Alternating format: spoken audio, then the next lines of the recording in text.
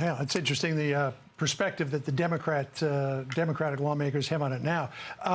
We've been talking to Kerri Kupec here about this idea of where does the case potentially go from here. You were saying that you believe that this gun charge could be low-hanging fruit in the overall case. Oh, it's totally low-hanging fruit. And I think that's what Representative Comer was trying to say in that.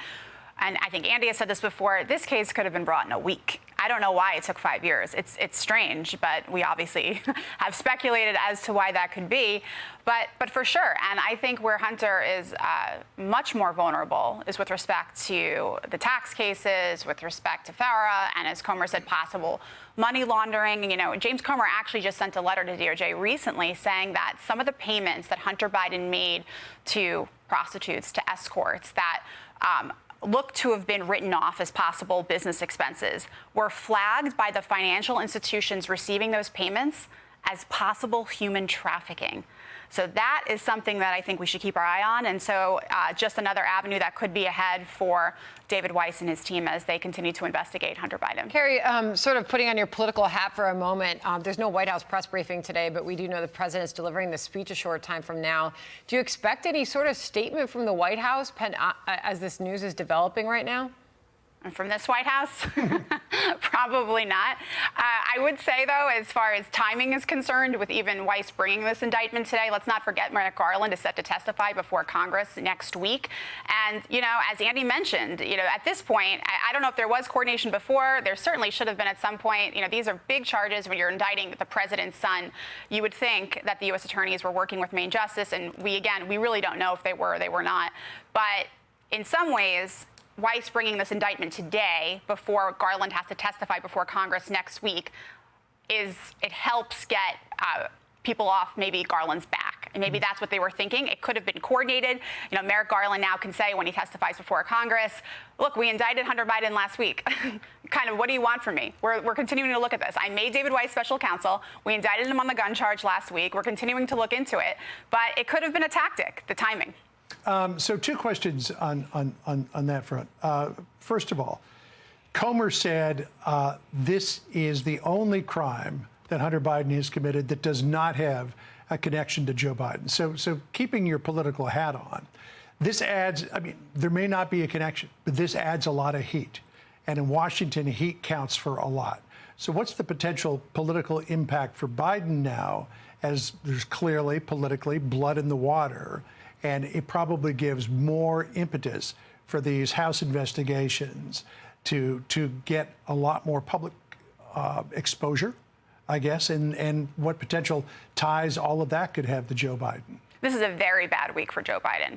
You have David Ignatius writing his column about Joe Biden shouldn't be running again. You have Democrats starting to sound the alarm about Biden's potential run. They don't think he should run. And now his son has been indicted. An impeachment inquiry was launched. I mean, I don't know that you could put together a worse week for a sitting president of the United States. And so as far as how the White House plans to react to that, it remains to be seen. If Karine does her thing, which she usually does, she'll probably refer it to White House counsel's office, which I do think that they could answer some questions about this. That would be very helpful for the American people. Well, Karine, real quick, there's the second question I had, because you said if Garland appears before the committee as he's scheduled to do next week, he'll say, look, I charged the president's son. Right.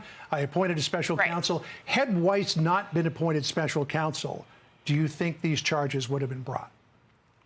I think had not that sweetheart deal been presented, this would not have been brought, right? They pushed this through. They tried to, they tried to obscure it. As Andy said, they pushed this through. They tried to make this case go away. I mean, again, we have to keep taking a step back and remembering the facts here. Hunter Biden was literally about to walk away from all of this just 7 weeks ago. And now he's been indicted. There's a special counsel investigating him. At the same week that an impeachment inquiry has been launched against his father, the same week that Democrats are now saying that Joe Biden shouldn't run anymore. This is a political disaster. Sorry, I jumped in there earlier on KJP. No briefing today, but remember, Kerri, this moment, we played it last hour as this was breaking. July 27th, she was asked about a possible pardon from the president for his son. Listen.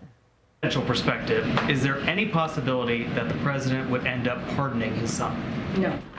Well, I just said no. I just answered. Did that surprise you in the moment, Kerri? Not really, because with all due respect to the White House press secretary, she also made a lot of conflicting statements about classified documents that Joe Biden did or did not own, where they were, and we all, had to live through that for weeks. So the credibility, unfortunately, is not particularly high when she speaks on behalf of the president. And, look, at the end of the day, this is his son. People act with emotion when it comes to their children. They can change their minds. Obviously, Joe Biden, I think that we can all probably agree at this point, there's a bit of a blind spot or something when it comes to Hunter, just in the way that he has him around all of the time, despite all of these allegations and now charges. He continues to include him on Air Force One trips in the White House, which sends a very, I think, strange message to the American people about consequences for actions. All right, Kerri, thank you so much. If you could stand by with us. Hey everyone, I'm Emily Campagno. Catch me and my co-hosts Harris Faulkner and Kaylee McEnany on Outnumbered every weekday at 12 p.m. Eastern, or set your DVR. Also, don't forget to subscribe to the Fox News YouTube page for daily highlights.